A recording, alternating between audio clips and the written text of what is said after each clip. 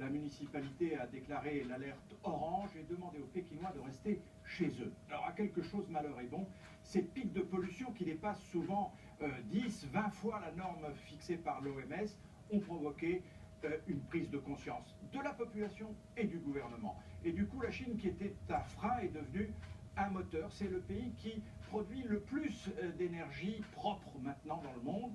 Le président Xi Jinping s'est fixé comme objectif d'inverser la courbe de production de gaz à effet de serre à partir de 2030, mais cet objectif pourrait être atteint beaucoup plus tôt, peut-être même dès le début des années 20, et il a accepté, en recevant François Hollande au début du mois, un mécanisme d'inspection que les Américains, eux, n'ont pas accepté. Merci Alain. Nicolas Hulot, les plus petits, les premières victimes des typhons, des inondations, elles ne sont pas prêtes à accepter justement le non-engagement des grandes puissances, et on est plutôt sur la bonne voie.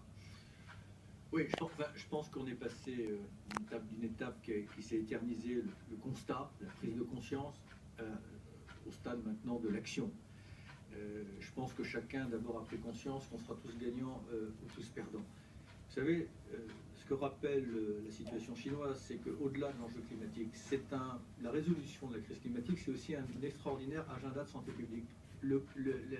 L'utilisation des énergies fossiles chaque année tue prématurément 7 millions de personnes, 3 fois plus que le tabac. Donc tout ça pour vous dire que l'enjeu climatique, c'est un enjeu de paix, c'est un enjeu de santé, c'est un enjeu humanitaire.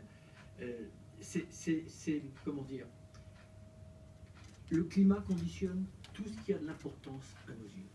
Tous les acquis que nous avons obtenus grâce aux générations précédentes peuvent être confortés ou au contraire sapés si la pauvreté se combine à la crise écologique ou à la crise climatique.